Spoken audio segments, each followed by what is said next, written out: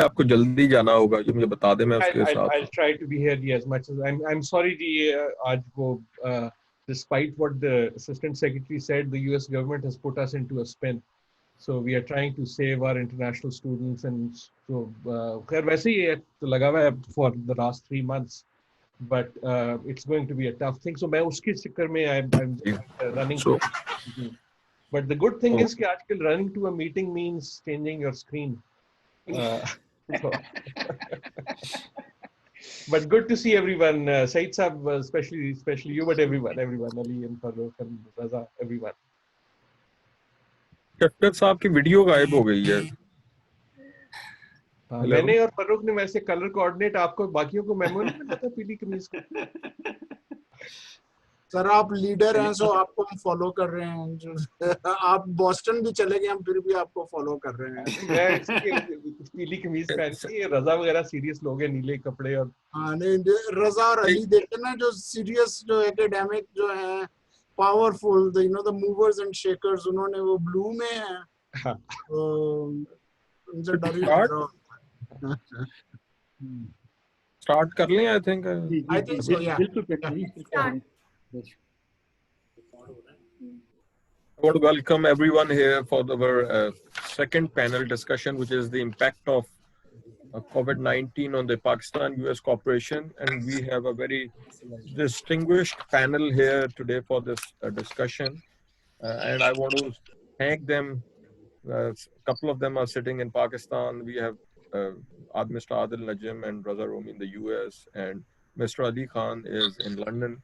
So I want to thank everyone for making sure that they turned up for this this discussion. For a brief introduction, Dr. Adil Najim has been a Vice Chancellor of Law University of Management Sciences, and presently he is working as a Dean in Boston University, and most of the Pakistanis are familiar with him through his publications and academic scholarly work.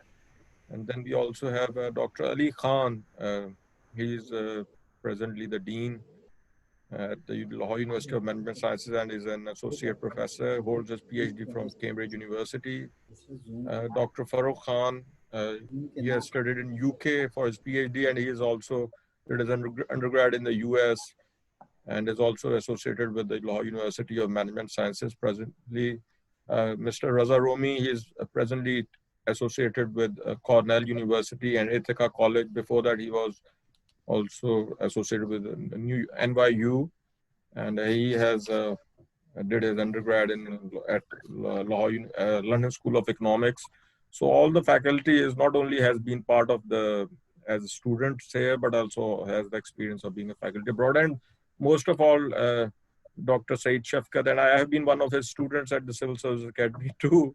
And he has presently. इसीलिए भूल रहे थे, इसीलिए आप भूल रहे थे उनको। डर रहा था ना, so light on a lighter note. He has taught at Columbia University for 10 years, heading the Qaid-e-Azam chair, and is presently working with FC College in Lahore.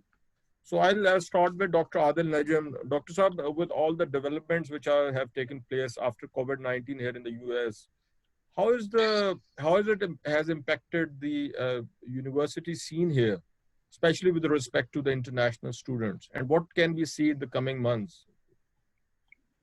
Thank you very much, and thank you. It's wonderful to be with everyone, and Said Safkar Shah, जो है वो वो हम सबके उस्ताद मेरे भी. So it's good to be with everyone. I think the couple of larger points first. In a way, COVID has changed everything. You know, we all say that. We say that in a general way. At a very specific level, amongst the things that it has shaken the most is the higher education sector across the globe. And it is not because COVID itself has shaken it. Many of the vulnerabilities, the problems that were in higher education and universities already, not problems, but changes, transformations, because of the shock get magnified. So it is quite clear that the university, not a university, but the university, is not going to be and is already not what it was in January, and it is never going to be that. Now, we were talking about these transformations for a long time. These transformations are about the very heavy cost. Higher education had become extremely costly, even in low-cost countries. The quality issue, because I have argued, I know this is an unpopular opinion, there is an oversupply of higher education, even in countries like Pakistan. In the sense of quality education is very difficult to find. There's a lot of universities, very few quality. So a lot of these challenges were happening. There was the issue of the mismatch to the job market, if you will, or to livelihoods, if you will. There was a glut of people who wanted to come to higher education, may or may not have been ready. There were serious issues with the supply of those capable of teaching at the higher education levels, and then there was technology.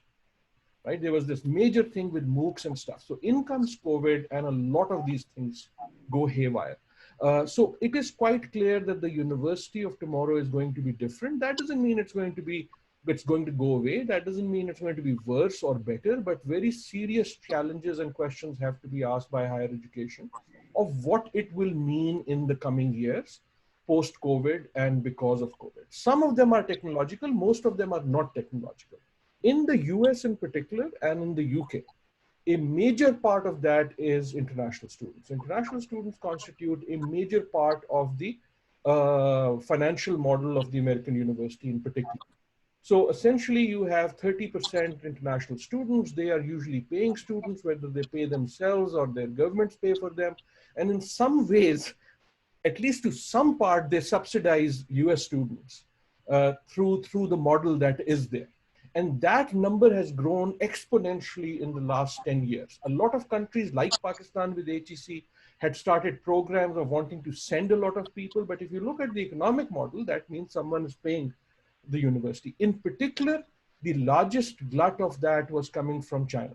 And China had already begun to taper off because Chinese universities themselves were improving, new markets were emerging in Australia, in Singapore, in Europe. Europe was pulling it out.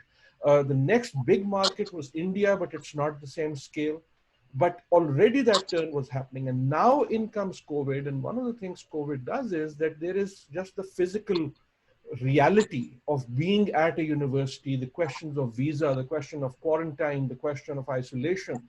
So when universities large, one of the big questions was what happens to the international students? Right? So take a Pakistani student, for example. Pakistan is saying you can't come back. The university is saying you are closed. So we as a university, for example, when we closed, technically we closed, but we had still about more than 1,000 students who were living on campus because they had no other place to go.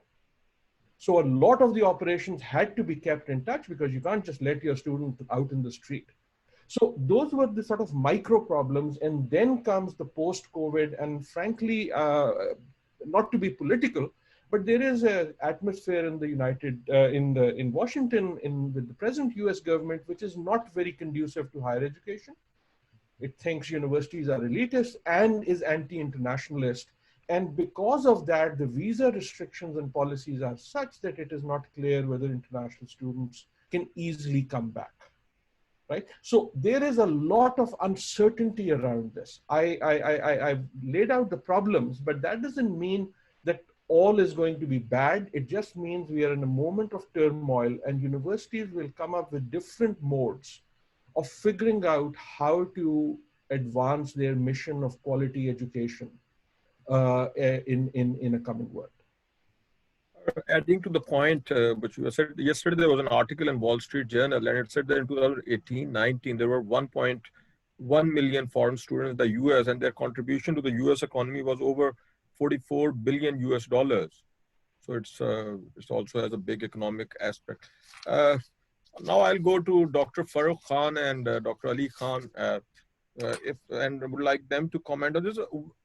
Because you deal with the Pakistani students very regularly who want to come abroad and study in the US or go to the West. So what is normally the thought process in their mind when they look for overseas universities, and what do they want to get from this experience, and how has this COVID thing influenced their decision making? Okay, should I go first, or Ali, do you want to go first? No, go ahead. Okay. Thank you, Shoaib, and for giving me the opportunity to kind of speak with such an august panel. Just kind of something that you've mentioned, I'll just add to that, that I was reading in Forbes that, the total, I think, value of global higher education at the moment, not just in the US, is around $65 billion. And in about 8 years, it is set to more than double, $217.95 billion dollars. So again, this is something which is on the rise, or has been on the rise. The reason, I mean, most people want to go, and I think like the number one area that they want to go or to come to is the US, because of maybe like, the prestige that comes with good American education, the market, I think, value that people acquire, just the social networking, which kind of comes to the fore, and the mere fact that, that they are able to maybe realize their potential more so after the education in the US, and even when they come back. But the point that Dr. Najam was making, which is the uncertainty, and that is something which is being faced by the students here, and the situation is changing literally day by day. So like, till yesterday, one didn't really know what was going to be the second step after what ICE had come out with. And now today we hear that, Harvard and MIT and maybe like number of other universities are going to join in too. So I think the major thing is the worry, is the uncertainty about circumstances in which the students who are able to pay, a hefty, very hefty actually, fees and all that stuff. And even then, it is something that they don't know what is going to happen. And again, I was reading this survey which was carried out by a consortium at UC Berkeley, and they said that, the students, international students, they are not just worried about grades at the moment. One of the biggest worry is the immigration. So I think that becomes a second point as to what it is that the American education will give them. The first thing is, how do they actually get to the place that they want to, or where the universities are welcoming, but the state, the government that there is, that's sending, mixed messages, to put it very mildly. And for them, one of the biggest issues is immigration. In terms of Corona, this was something which was shocking to me, but like I don't know, in a happier way, that even in Pakistan, the death rate in Corona is better than it is in the US. And so for people who are coming in, and these are people who are coming in from, most of them from comfortable middle class, these are people who are used to having the best of whatever it is that, a country like Pakistan has to offer. If they do end up in the US, how is it that they're going to deal with immigration? How is it that they're going to deal with the healthcare, with Corona? So I think at the moment, the eventual impact of education is something which is quite far away from their minds. Right now, there are more pressing issues, and one doesn't really know how quickly these things are going to change. Dr. Ali Khan sir. Yeah, I mean, I'll just add to a few things that my colleague Dr. Farooq was saying. I think, if you look historically at students from Pakistan, initially the wave of students would go to England. That was our sort of natural destination. We had colonial links from the past. So many students would end up going to England. And the United States was always, I think, one step further away, and wasn't really considered to be an option until much later on, when things began to open up more. But the scale at which the changes happened is such that I think that now more and more people, more and more students, if you come across at LUMS, for example, will be looking to go to the United States rather than the United Kingdom. And I think part of that is simply the prestige of universities in the United States has eclipsed the United Kingdom somewhat recently. But also the number of scholarships that the United States was offering. So the Fulbright program, for example, was one of those that allowed many students to access the American market. And it was much, much more difficult in the case of the United Kingdom. You know, what has changed? I'm often struck by the fact that you would consider that students from Pakistan would find it daunting to be moving to the United States, you know, all the way across to what is sometimes seen as not a welcoming country, you know, from Pakistan particularly. But I find that most students are very willing to go. And even more surprisingly so, if you think about it now, more and more female students are wanting to go and are able to go to the United States. And I think that is a very positive thing that you do see. There's a surge of interest in wanting to access quality further education. And students are willing to go to great lengths for that. The United States is the main area to go. But there are also other countries that have opened up recently. And I find more and more, and this was never the case in the past, that students will look at the Netherlands, which, you know, often courses happen in English as well. They look to Scandinavia.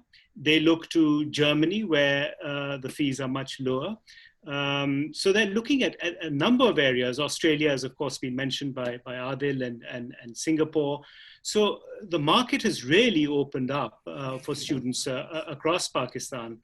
Where does COVID come in? I think that, you know, as Farooq has said, many students are really not concerned about the pandemic itself. And I think part of that is simply a lack of awareness on the pandemic in Pakistan. I don't think we have taken it as seriously as we could have. So they're not concerned about the impact of the pandemic so much. They're much more concerned about the knock-on effects. How do I go to the consulate? How do I get my visa? If courses are going to be online, can I even make it to the United States, or am I going to be deported because the courses are online? So the uncertainty really has come in the form of these issues rather than being concerned about the pandemic. Our students at LUMS, for example, can't understand why we are online. And they're constantly asking, why can't we come back? Why can't we come back? So they're very, very, I think, open to going to the United States if things were open, if visas were being given out, and if the government was giving the signals of, yes, we will look after you once you're here. But otherwise, the pandemic itself, I think, is not really a big issue. I would like a comment of everyone on this question, starting from Saeed Shafkat Sahab, because the universities have moved on to e-learning since this COVID started. So how have your experiences been as an academic? What are the challenges and what are the benefits of that? And many parents complain, students also complain that they will have to end up paying same amount of money and not having the same experience. So, Said sir, we can't listen. Can you please? It's, I think, on mute.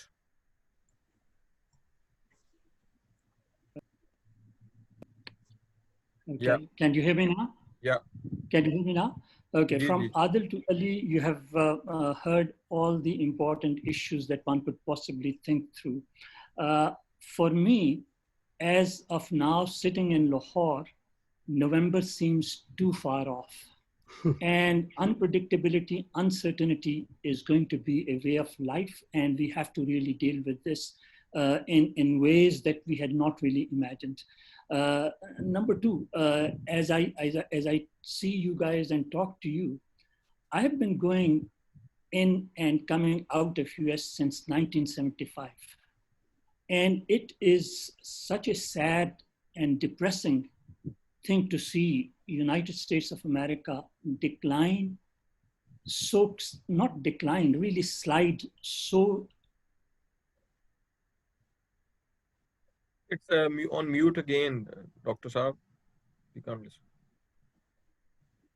Okay, yeah. The institutions that they have are really sort of shaken. It will take 10 years to really come back and do. So uncertainty, unpredictability, particularly for us and many others, is likely to persist. The very prime point for me is, higher education, particularly US higher education, has been the soft power of US. And today, the way things are, that is really sliding down. So one is, what is it that one can do to think in terms of arresting the process? The second, which is more important for a place like Pakistan, we are still inadequately prepared in terms of moving towards internet connectivity.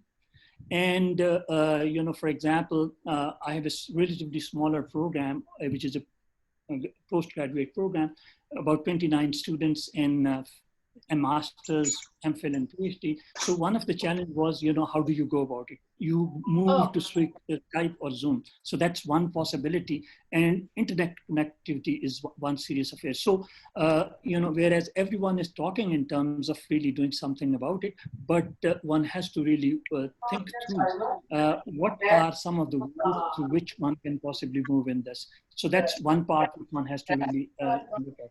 The second part, which is more a matter of concern for me, is that in the last 20 years or so, each year through the Fulbright program, graduate in particular, we have been able to send about 150 students each year. So if you calculate, it is about 2,000 or so who have come back. And the situation is that they are absorbed. Now the question is, what is the nature and scale of research that one may really look for and make an impact, have an understanding on pandemic and other things that one can possibly think through. So that's one serious concern that I have. Is there a possibility that one can move in some direction? So in the post-pandemic, I have 3 or 4 thoughts that I want to share with you quickly.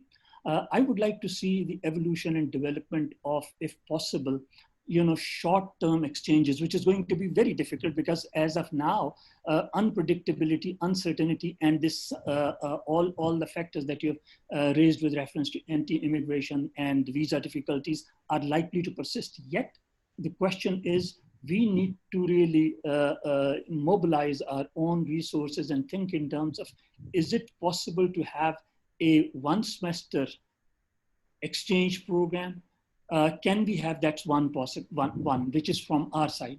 Similarly, it is very tough and difficult to have American scholars. And in fact, we have already missed about 2 to 3 generations of American scholarship coming to Pakistan and doing some work on Pakistan. It is almost not there. So the question is, can we invite and have exchange, which is maybe 2 weeks and really move in some kind of direction. The second point is that webinars is going to be a way of life. So the question here is, webinars are no substitute for research. And this is good for dialogue, awareness, but again, it helps those who are outside. It doesn't help those who are within Pakistan. So that's something which one has to really sort of think through and worry about and make a case on that basis. So the last point that I would like to make is it possible to explore, when you think of your higher education, some degree of monitoring, collaboration in terms of mentors, short-term research, those who can supervise, those who can help, because one of the challenges that we have is that locally we are unable to give enough credit to those who do work here. Local degrees are still degrees which are not valued. So the question is, can we really scale up can we really add to the value of local and collaboration in some ways which can lead us to some kind of a productive exercise. And lastly and finally, yes, in US, China has been a big business in terms of academics, and that's the only saving grace, that if some possibility of cooperation exists, that will be academia which will move. But as of now, as I see it, it's a very hostile environment. There's a bipartisan consensus, there's an intellectual consensus, which is totally confrontational on China. So the question is, we have an opportunity in Pakistan. We have not done sufficient work on China. We have had the peripheral interest on US, and we have done no work on India. So my last point is it possible to really explore through you guys some ideas on how do we go about conducting some kind of collaborative research which can enhance, strengthen, and give new direction in the post-pandemic world to our social science, and particularly in that context to public health, and linking public health, humanities, and social science, which is a challenge, but that's the kind of challenge one is interested in sort of really dealing with in terms of the opportunity that this unfortunate situation is providing us in terms of the kind of communication that we are able to develop. Thank you so much for your patience. Raza Sahab, would you like to comment on that, especially my focus on the e-learning experience that you are having as an academic? Yeah. So, well, I mean, a lot of what I wanted to say has been said already, but thank you for the opportunity. Or Dr. Saeed Shafkat Sahab, good to see you after a long time, virtually, and Dr. Adil and other friends.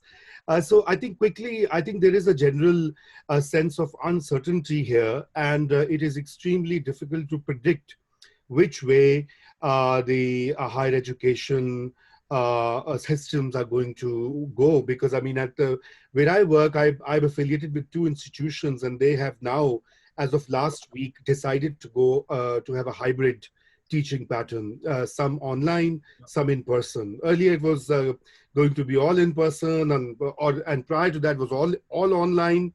And there has been a constant change in policy. And frankly, if you look at their statements, and if you look at the minutes of the meetings, even the most experienced administrators of higher education and faculty are not clear and don't know what to do. I mean, they are kind of grappling with an ever-changing situation. So I think the first thing is that most campuses on the US, particularly for undergraduate students, are trying to adopt a hybrid model where they allow some of the first years and the new entrants to get some level of campus experience. And perhaps those who have already been there on the campus could be taught virtually. But this all might change if there's a second wave of coronavirus, as predicted by many in the fall or winter. And so that may change. So that has many implications for international students, particularly those who are coming from Pakistan, or those who have offers now, as to whether they'll even be able to procure a visa. And I think that may be the immediate problem that a lot of young students are facing. And I get these messages every other day about visas and policies, and I frankly don't know about the immigration changes that take place and change every day. So I think first is this uncertainty that we have to deal with. I mean, that's how it is going to be for at least this year, if not beyond. And so students and their families need to be prepared to deal with this ever-changing and unpredictable situation, and perhaps make the best out of it. About virtual teaching and e-learning, I think we had to switch in March when the pandemic was announced, and the US started taking it seriously. And it has been a mixed experience. I mean, there's a lot that you can achieve classroom-wise, but I think it's no substitute for in-person teaching. And particularly, as Dr. Shafkat said, no substitute for research or the kind of research in many areas where you do need observational insights, and you do need interactions and group discussions, etc.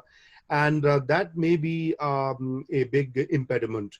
I think the more serious issue that is unfolding is in Pakistan, where you have a much more serious digital divide. I mean, in Pakistan, in India, in South Asia. Although I must tell everyone that in the US, 30% of students have reported that they do not have reliable or stable internet connections. And there's a big problem here as well, especially in poorer communities and disadvantaged communities. And it's always, I mean, you know, this is also a land of surprises. Each day you find a new fact about the US, you know, inequalities. And but in Pakistan, it's even more serious. I think as we are talking, Gilgit-Baltistan students have been protesting. Earlier, students in Balochistan protested, even in Punjab. And so I think this of course poses a big challenge for higher education as a whole, because this is a global divide. I mean, you know, as systems develop and as the internet and the availability and the accessibility and the reliability of internet, all of that will determine which way higher education is going to go. But I think, as Dr. Najam said, that both the higher education model was also under duress, as well as, you know, even before the pandemic hit. I mean, the way the higher education sector has been commodified in the US, you know, under the neoliberal sort of principles, where education is more of a, you know, how much you can pay and get a degree kind of experience. So that was, and then the second big issue was these rising costs with a lot of non-faculty hirings and heavy structures, you know, top heavy structures, and faculty, you know, turning contingent or adjunct. So in most, I mean, like in the School of Communications at Ithaca College where I teach, I think 60% of faculty is contingent. It does not have a tenure. So, you know, they are under this rail, they're in a fix, because if they ask to teach in person, they will, you know, if they don't agree, maybe they'll be fired. So there's that kind of reorientation within the American academia, which was in order even before the pandemic hit, and with the high level of trillions of dollars of student debt. So I think it's a big opportunity for the system to autocorrect, and for some thinking to be injected into it as to how you know, higher education and its principles can be amended. And secondly, of course, what is to be done with teaching and learning and the whole experience, if we are stuck with a situation where next 1 to 2 years maybe you know, a hybrid or virtual experience. I'll end here. Adil Sahib wants to add to this, and then I will request our ambassador to sort of make his comments and observations on the topic. Adil Sahib, it's mute. We can't hear. Sorry about that. I sound so much better when I mute. Lekin, lekin, thank you for that. And very, very good points made. I would be remiss not to say I wish we had some more some women on the panel too, because some of these aspects are gender, and I know that in the previous panel we did, but I didn't want to raise that. But the equally important thing I wanted to add was what Raza was saying. So if someone is listening in Pakistan, what does this mean for a student in Pakistan right now, right? Who's planning to come here? I'm talking about the immediate term. Long term, I think there are lots of things.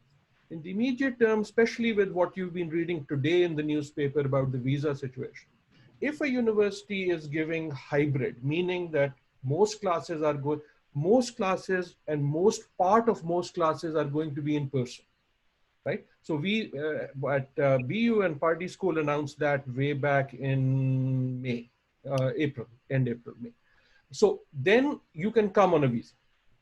If you are coming to a university that is going all online, then the government is saying, then you stay in your country because the visa is to be here to do something and you won't be able to do that. Problem also is if you are already here and your university is going all online, or more than 75% online, right? Even hybrid may if it's more than 75. Then the ruling is you have to go back to your country.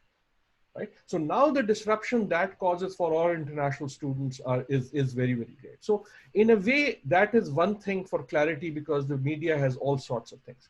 The other is US universities, this goes to Ali's point, are across the board investing a lot in the safe environment, right? So in a way, the safest place to be in some ways in next September is going to be in a university.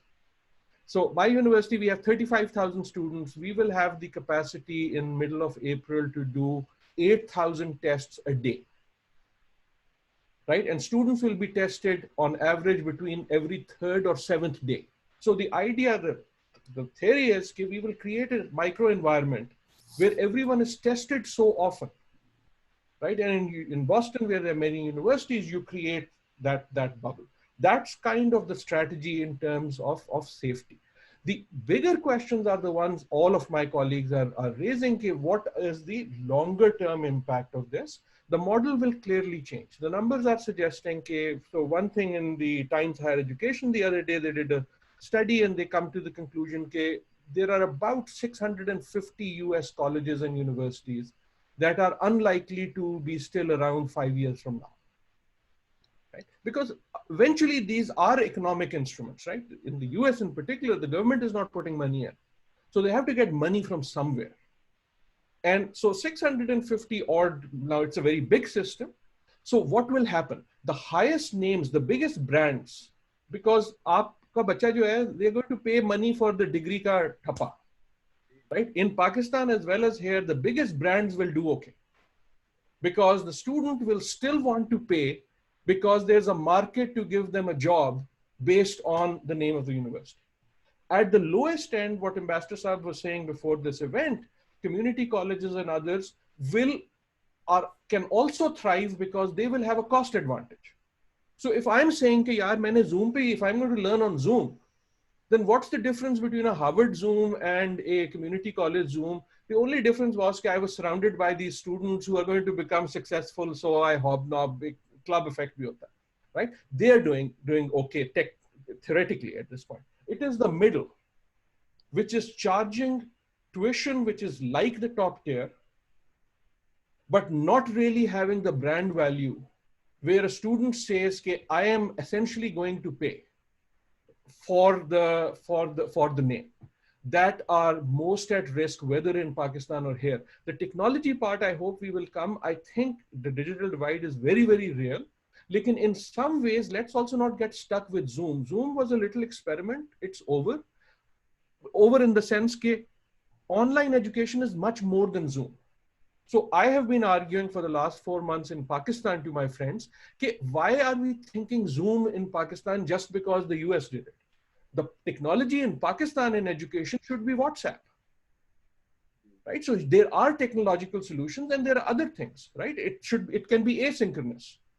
So if I were doing it in LUMS, for example, for my Gilgit students, I would say, okay, it's asynchronous. Farooq records his lecture, and you flip the class so that some part is online simultaneous, some part is asynchronous. The point I'm making, and I'll shut up after this, is that there is going to be a shakeup, and the future will belong to those who innovate in this moment, not only to respond to the moment is Zoom, but to respond to the fact that this moment is going to last.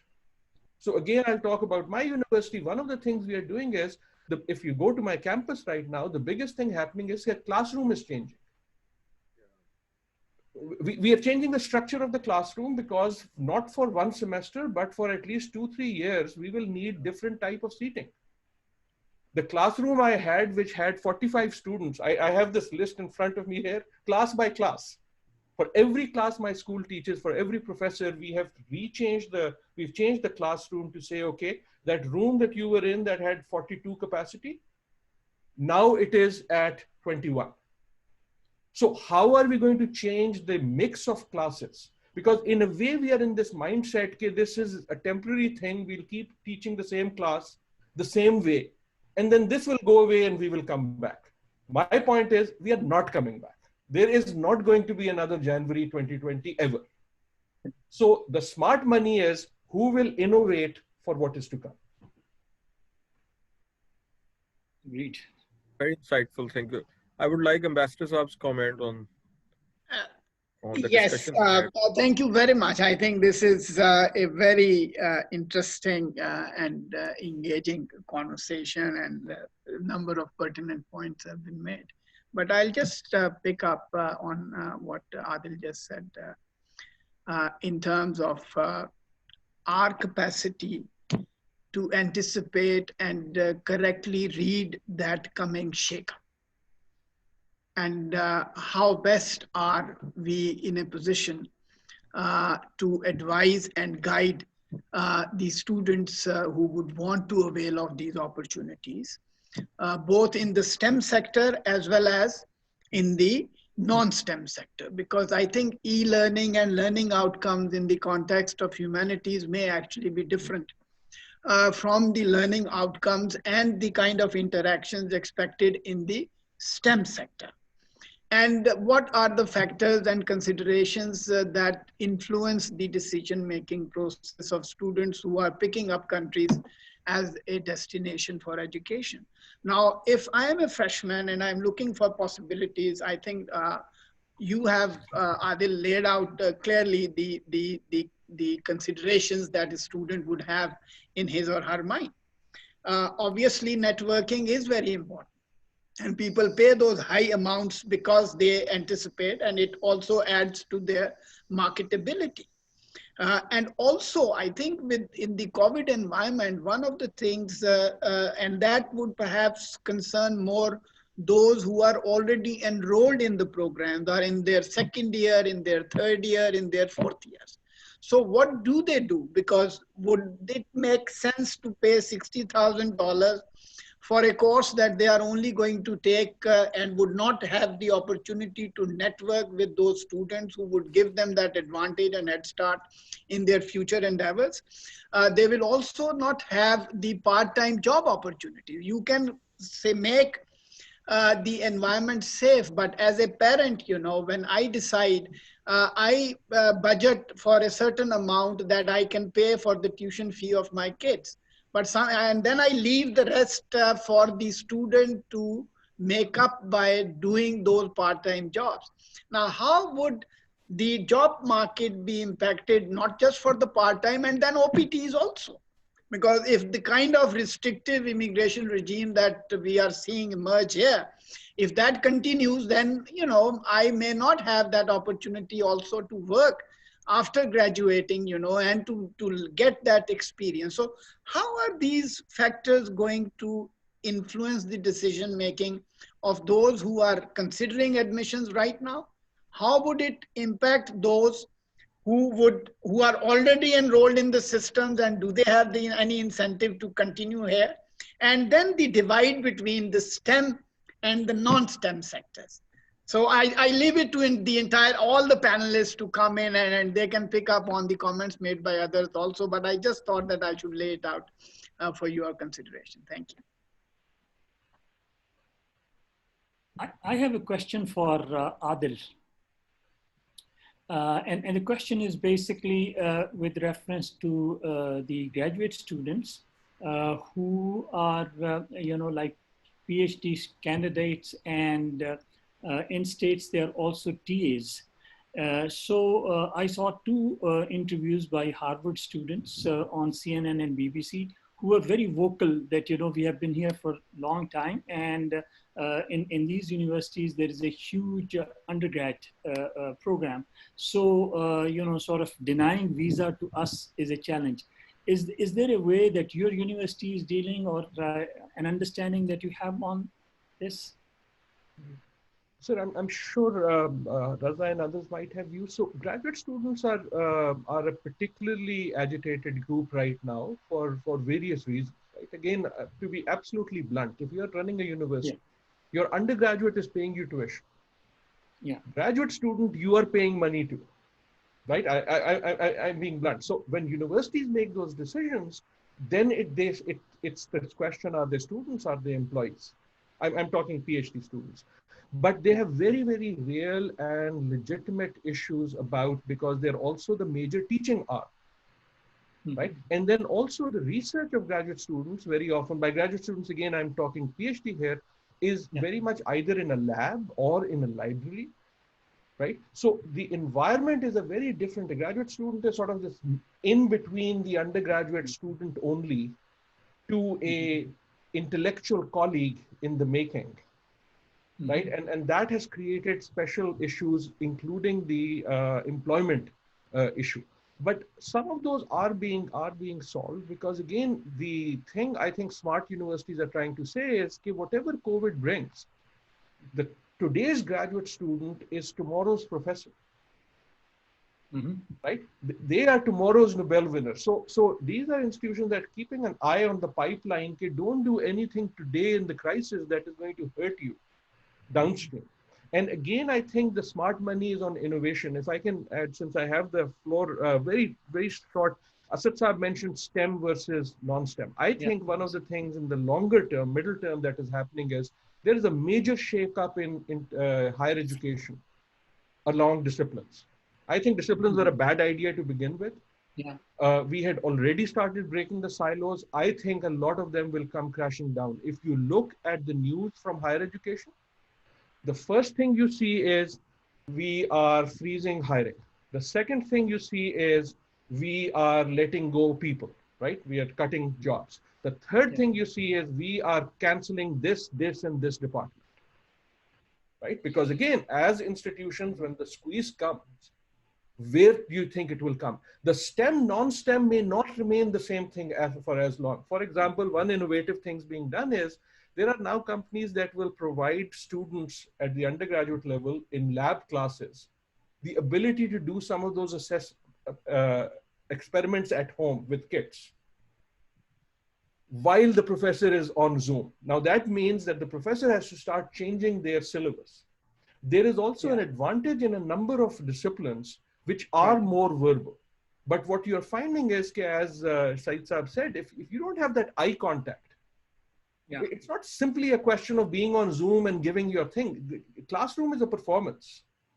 It is an interactive, it's not a spectator sport. It is an interactive sport where you can see whether your point is getting across. You can see someone has a question. And how are we going to do that? Some of those things are happening. Very last point on innovation. Smart ideas will also come. Farooq might have thought of this. Has anyone thought, why does semester start in September? September mein kaun sa surkhaab ka par hai? Right? Why doesn't it start in January? And the reason was that in England, wo jo tha feudal wala banda, they needed their kids to be back at work. So what COVID has done is it has made us rethink the semester. At MIT, they are saying that we are going to do half classes. So some classes are going to be full semester and most classes are going to be half semester each, so that if there is a second wave, you can. What we are doing at BU is that in the US, there is a holiday for Thanksgiving. Thanksgiving comes in November, everyone goes home, then they come back and classes end in December. We have decided that come in September, and we are going to end online real classes in November, so you don't have to go back home, get on a plane, come back, take whatever pathogen from here and then bring it there. The point I'm making is the smart money is thinking, and I have a feeling that again in a few years, the academic calendar will look different. The class size might look different.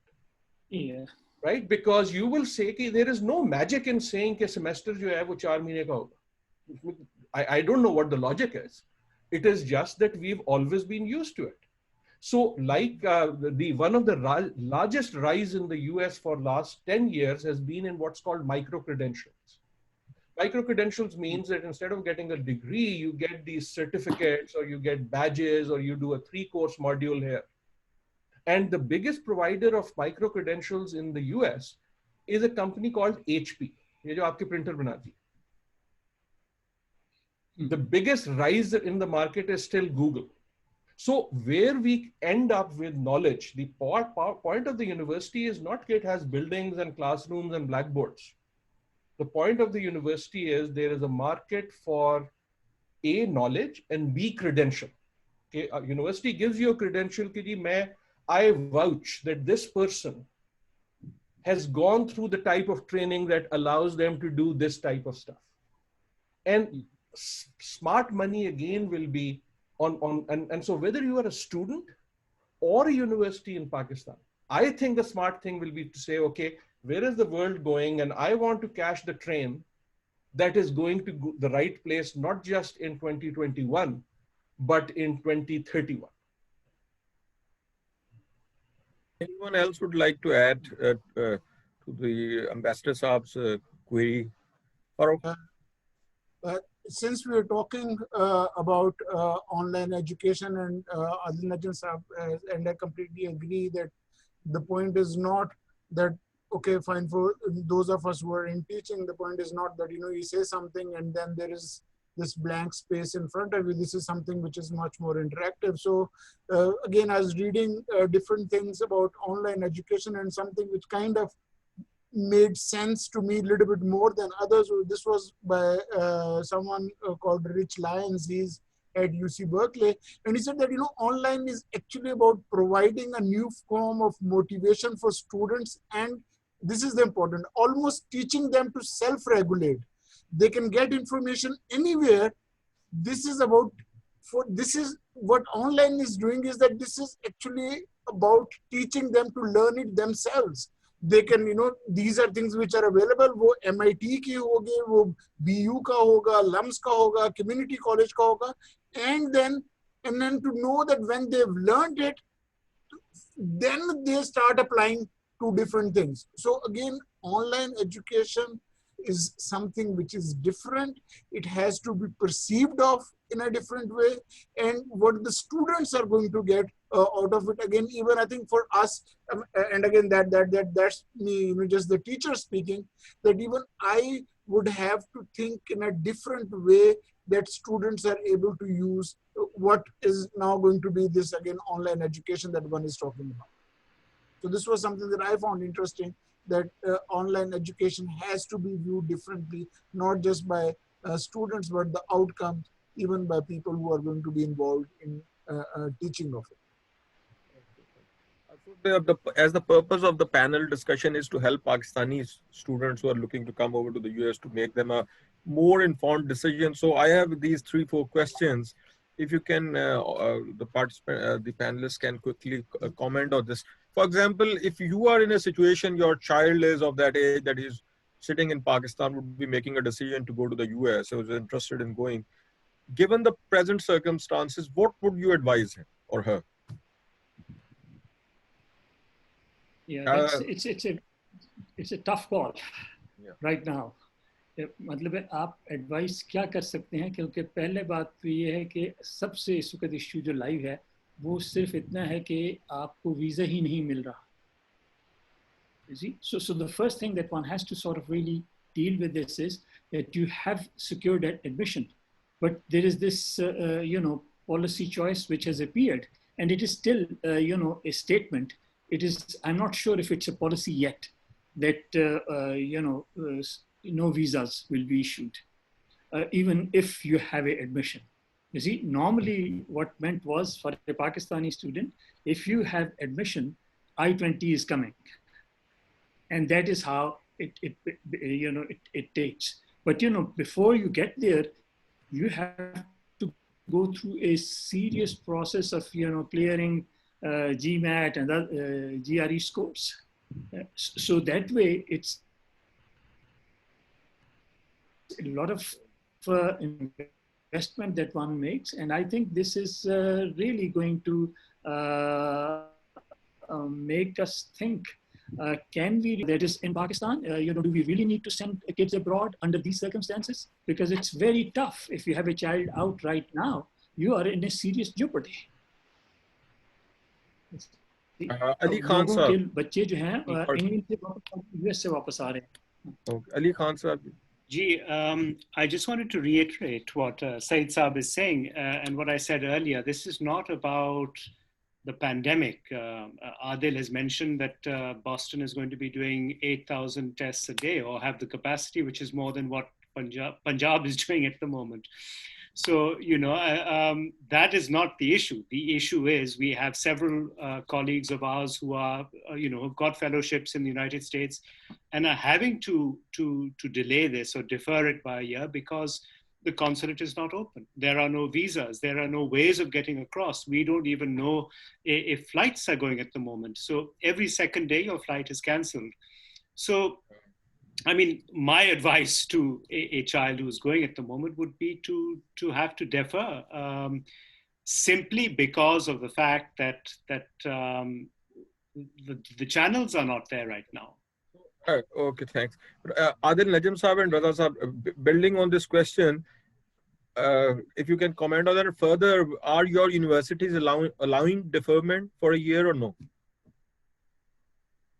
रज़ा आप जाएं, आपकी कमीज अच्छा, मैं पहले वाला जो सवाल है मैं उसके बारे में भी कह दूं कि my own son goes to college this fall और of course उसका वीजा का इशू तो sorted out है, लेकिन I myself have been very hesitant in thinking of sending him to places which are far off, particularly where on campus residence is being offered. I mean, I myself have been divided, and so we are settling for to go in the same vicinity where I am. So it is a lot of parents are concerned, not just Pakistan mein, balki yahan America mein bhi, who because they are kind of weighing in the kind of state of campuses. So, and that's why universities are making extra efforts for remodeling, retrofitting the existing dorms, etc., and classrooms. So if Pakistani parents are not, visa aside, of course, that's a big stumbling block. But I think if there's an option to defer, they certainly should.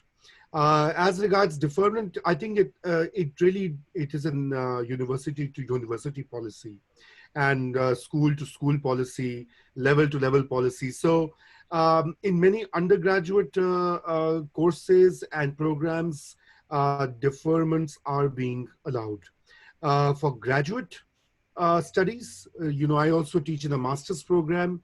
They're not deferring the admissions because those are either tied to some grants or some money that has to be spent in that time or linked to a scholarship, जैसे Fulbright है या कुछ और है और वो अगले साल valid नहीं होगा, उसकी बता एक पूरी process होगा approval का, तो undergraduates के लिए defer करना गालिबन आसान होगा निस्बतन compared to graduate students.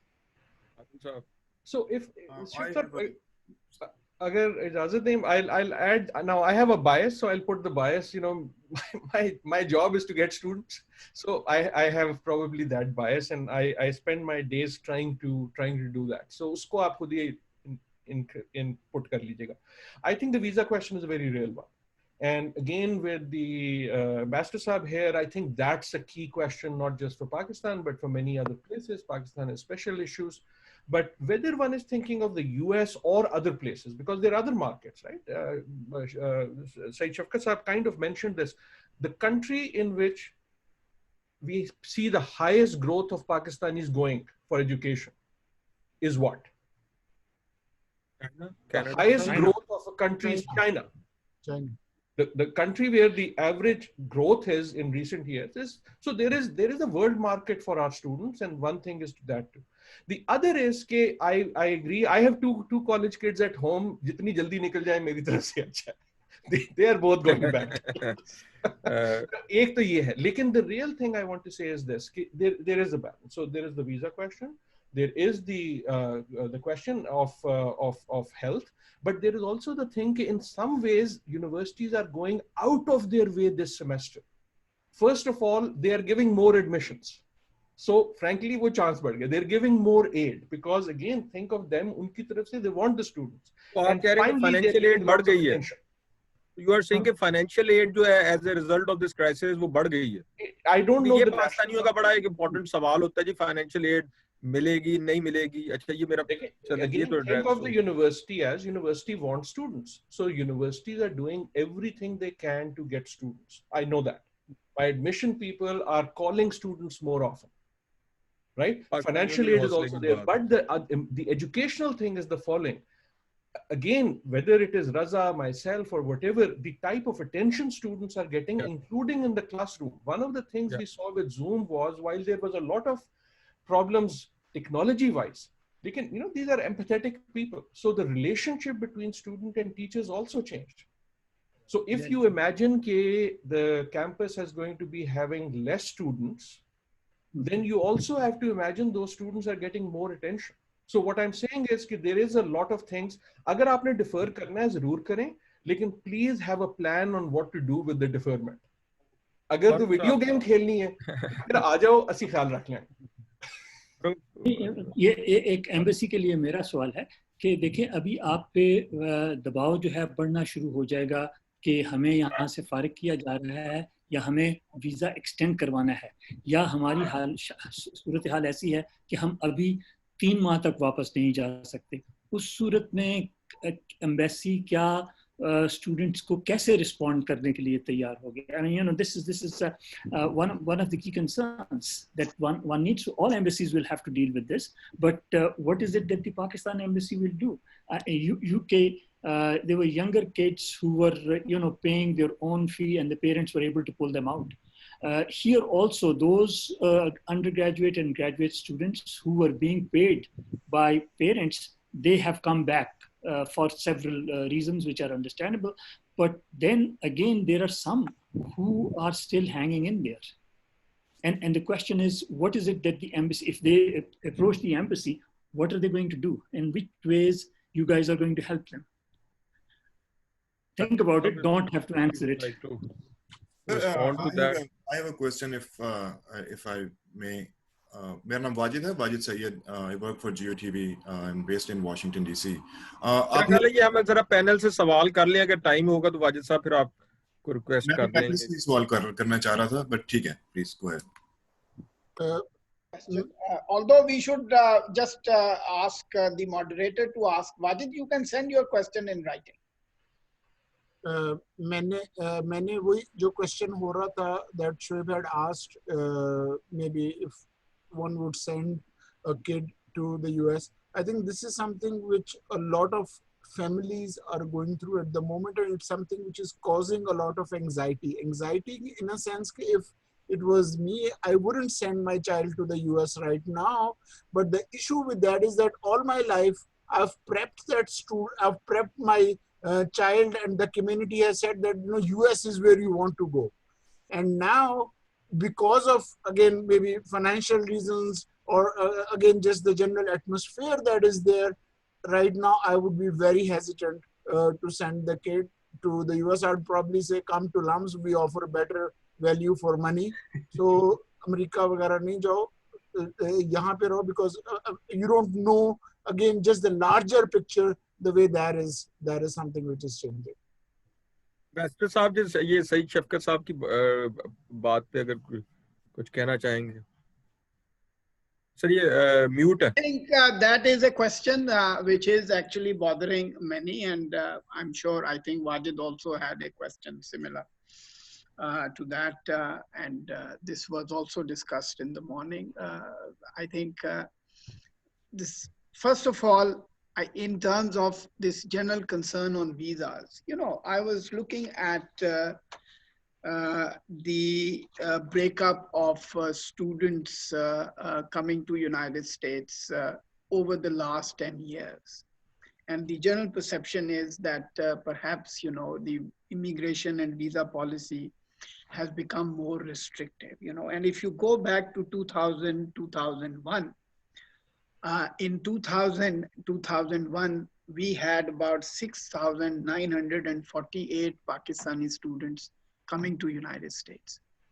And in 2002, 2003, we touched, in 2001, 2002, we touched the highest visa number, which was 8,644. And then it went down. And this was because of that stereotyping and the general fears that parents had.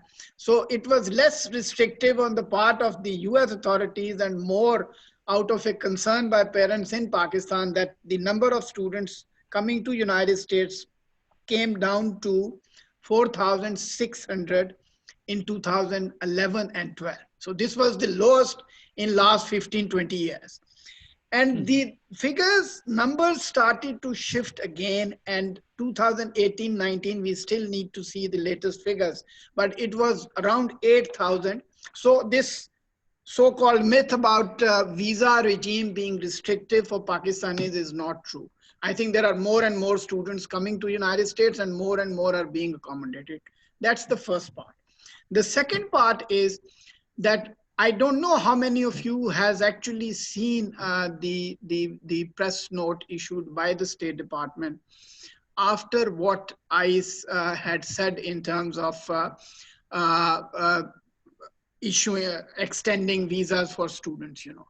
First of all, it is a temporary measure that they propose to take. Secondly, they are leaving it to the universities to adjust their programs and to develop them in a way that it is a hybrid program that would allow students to, at the same time, use online facilities and be physically present there also. And then for that, each embassy, each program, each university will have to make those determinations, and then the visa officers sitting, say, in Islamabad will have to make that determination that the student who is applying, would he be required to be present? And this is only a temporary measure. So it might be applicable for this coming semester and would not be applicable to the following semester. We have formally made a request for clarification from the US State Department. Since it was done only yesterday, we are waiting for a formal clarification from them. This is an issue, and we have done that in the case of repatriation of Pakistani students already before, because many of them had actually missed their departure deadlines, and had overstayed. And I must say that the State Department was very accommodating in terms of entertaining those requests, and most of them were actually handled online, and those extensions were granted. So I really don't think, although people are reading too much into this, and we will certainly get more and more details on how this is going to work and how universities are going to basically adjust to this new reality.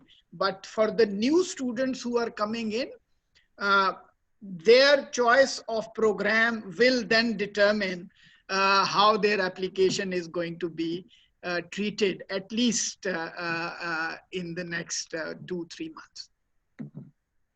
Question to Raza Saab and Adil Saab. Raza Saab, some major American universities now have overseas campuses too. Like NYU has in UAE, they have gone to China, and similarly other universities. So the experience, if some Pakistani students, a lot of them have started going to these other places, is this experience the same as studying in the US, or the quality is different? Because the fee is the same, I think. I think ये आदिल साहब से पूछे आप, वो ज़्यादा expertness के. I think briefly speaking, it depends again from institution to institution, program to program. It's difficult to generalize because a lot of these overseas campuses are hiring really good world-class faculty. So I don't know. I mean, there have been reports about the ones in Gulf, but I think Dr. Adil can speak better on this issue. I just want to comment on the earlier discussion on financial aid. I think for now, I don't see a major impact for international students. Maybe, in the long term, what happens, I don't know. But I think for now, diversity compulsions and a lot of universities here and liberal arts colleges are committed to the idea of diversity and having international students. So the Pakistani students should not be too worried about that. I mean, I know many students who have been accepted with aid this year, this fall. Now, the real issue is getting here, and what do they do? That's the next step. Yeah. But if I may, in terms of numbers, and these are not official statistics, but these are numbers that we have heard from our diplomatic missions. For instance, right now, the largest number of Pakistani students abroad are in United Kingdom. And the number ranges around from 28 to 30,000, which was frankly a surprise for me. The second largest community of students is in China, where the number ranges between 25 to 28,000. The third largest cohort is in Australia, where the number is 15,000. And then is Germany, which is between 4 to 5,000. And I was quite surprised to see that we don't have like authentic numbers on Canada. Somebody told me that the number is much smaller. So I don't know, and therefore I would not want to quote that. But this is broadly the breakup, and United States is around 8 to 9,000, as I said. Canada is around 4,000. But if I can, I think Asad Saab is right in being cautious about the numbers. And Ali is not going to like me saying this. The UK numbers are particularly troubling. The scandal in the UK in the last 2-3 years is these universities that essentially are machines for getting people in. There is really unke exact hai. There is and I think that's my answer, Shoaib Saab, to your original question. If the question is कि America भेजूं कि नहीं भेजूं, then the answer is कि यार, that's a bad question. You don't send your child to America, you send your child to a university. Right? अगर आप इसलिए भेज दें कि जी मैंने अमेरिका का ठप्पा लगाना है, I am sorry, that's not a good idea. If you should make educational decisions, whether you go to LUMS or to Punjab University or to Boston University or to Ithaca College, make it on the educational basis. Do your child a favor, please. And what I'm saying that very seriously. If what I was saying was correct about the long term, if the student is in a good place, they will be taken care of. If they are going there simply because मुझे यहाँ से आसानी से admission मिल गई है, मुझे TOEFL नहीं देना पड़ा या ये इम्तिहान नहीं देना पड़ा, those are those 650 colleges that are probably in danger. The restriction in the UK is even more great on those not very good places. So what I'm saying is, you are making the most important decision you will ever make about your child. It's more important than any other decision you ever made about them. Make it on the basis of what it is concerned. Last one line is, think also, okay, what will happen in 4 years? The student comes, there will be a world with a demand for a certain set of things. And really the educational and investment is to get the student ready for that world. So send them wherever. It doesn't matter कि वो America है, कि वो विलायत है, कि वो फैसलाबाद है. But make it on the basis of what is going to place this young person in the best position to make a career that is going to be much longer than the 4 years. And I think a lot of places will take a lot of good care, not just in the US, but elsewhere. Good places, this is even more in a way, I know it will sound elitist, this is a particularly good time to go with strong places which you know have a foundation.